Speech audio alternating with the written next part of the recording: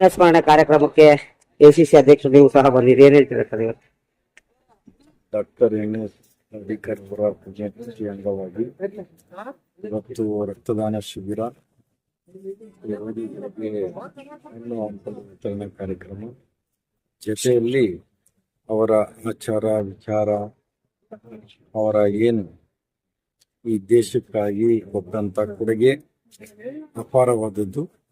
ಸ್ವತಂತ್ರ ಹೋರಾಟದ ಸಂದರ್ಭದಲ್ಲಿ ಅವರ ಕೊಡುಗೆ ಯಾರೂ ಸಹ ಮರೆಯಲಾಗದಂತ ಕರ್ನಾಟಕದ ಹೆಮ್ಮೆಯ ಮತ್ತು ಈ ದೇಶದ ಹೆಮ್ಮೆಯ ಪುತ್ರ ಅಡಿಕರ್ ಅವರು ಏನು ಒಂದು ವಿಚಾರ, ಆಚಾರ ಮತ್ತು ಸೇವೆಯ ಮುಖಾಂತರ ಇಡೀ ದೇಶಕ್ಕೆ ತಮ್ಮ ಜೀವನವನ್ನೇ ಸೇವೆಗೋಸ್ಕರ ಮುಡುಪಾಗಿದ್ದಂತ ಅಡಿಕರ್ ಅವರು ಇವತ್ತು ಸಾಕಷ್ಟು ಕಾರ್ಯಕರ್ತರು, ಆ ಕಾರ್ಯಕರ್ತರಿಗೆ ವಿಶೇಷವಾಗಿ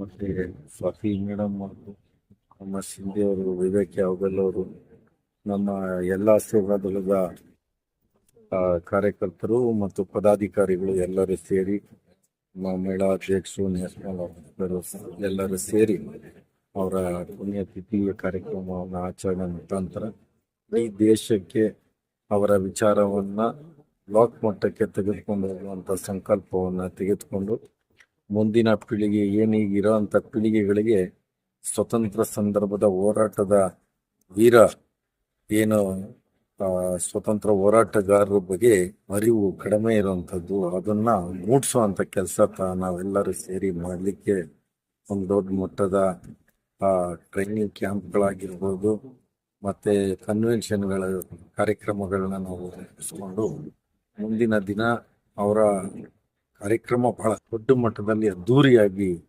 ಇಲ್ಲಿ ಆಚರಿಸ್ಬೇಕು ಅಂತ ಎಲ್ಲ ನಾವೆಲ್ಲ ಈಗ ಪ್ಲಾನ್ ಮಾಡಿದ್ವಿ. ಸೊ ಅವೆಲ್ಲವನ್ನು ಚರ್ಚೆ ಮಾಡಿದ್ವಿ.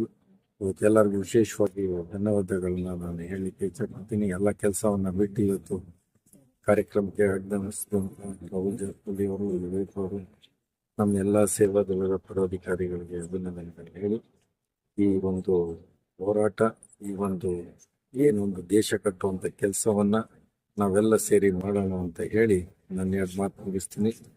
ಸಾಕಷ್ಟು ಜನ ಇವರ ವಿಚಾರವನ್ನು ಅಳಿಸ್ಲಿಕ್ಕೆ ಪ್ರಯತ್ನ ಪಟ್ಟರು, ಆದ್ರೆ ಎಲ್ಲಿವರೆಗೂ ಈ ಸೂರ್ಯ ಚಂದ್ರ ಇರ್ತಾರೆ ಅಲ್ಲಿವರೆಗೂ ಈ ಡಾಕ್ಟರ್ ಎನ್.ಎಸ್. ಅಡಿಕರ್ ಅವರ ಏನು ಅವರು ಈ ದೇಶಕ್ಕೆ ಕೊಟ್ಟಂತ ಕೊಡುಗೆ ಯಾವತ್ತೂ ಯಾರಿಂದ ಅಳಿಸ್ಲಿಕ್ಕೆ ಸಾಧ್ಯ ಆಗಲ್ಲ.